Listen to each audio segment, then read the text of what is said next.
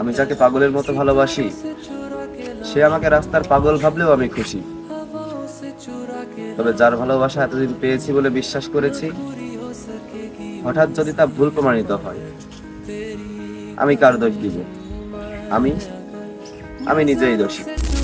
দেখলাম যে ভালোবাসে সে ঠিক ফিরে আসে।